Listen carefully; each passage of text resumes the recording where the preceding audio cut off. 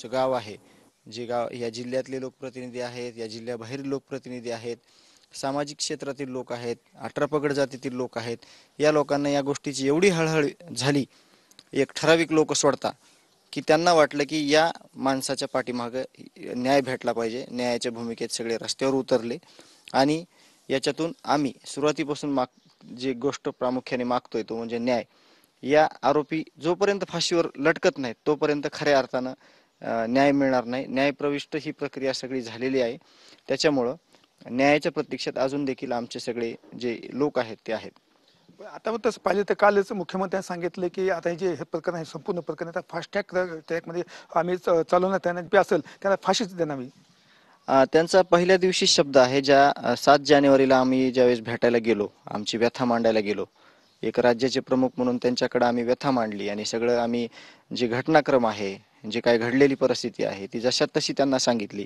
त्या दिवशी मुख्यमंत्री साहेबांना जो शब्द दिलेला होता की कोणालाही सोडणार नाही, कोणी असेल, आणि त्या शब्दावर आम्ही आश्वस्त झालेलो होतो. त्याच्यानंतर SIT CID जी यंत्रणा आहे, जे नवीन SP साहेब आहेत तिथं आलेले, यांच्या आधिपत्याखाली सगळे हे जे चालू होतं त्याच्यावर आम्ही विश्वस्त होतो.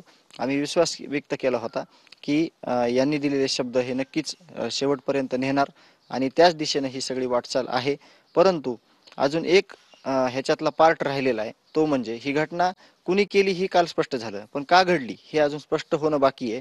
ते स्पष्टीकरण आम्ही लवकरच येत्या 4-5 दिवसात हे सगळं पोलीस प्रशासन आणि त्याची एक कॉपी प्रत्येक डिपार्टमेंटला आम्ही देणार आहोत की इथली परिस्थिती काय होती, हे कशामुळे झालं, यांना एवढं अभय कुणी दिलं होतं, हे सगळं आम्ही त्याच्यामध्ये डिटेल्स असणार आहे. या प्रकरणामध्ये संपूर्ण आता याचे जे मास्टर माइंड होतं ते वाल्मिका यांचं नाव आता समोर आलेलं आहे. कसं पाहता आपण पहिल्यापासून? तर धनंजय देशमुख यांची प्रतिक्रिया आपण या ठिकाणी पाहत होतात. अजित पवारांनी धनंजय मुंडे यांचा राजीनामा घेतलेला आहे. 2 दिवसांपूर्वीचा राजीनामा घेतल्याची माहिती करुणा मुंडे यांनी TV9 मराठीला दिलेली आहे.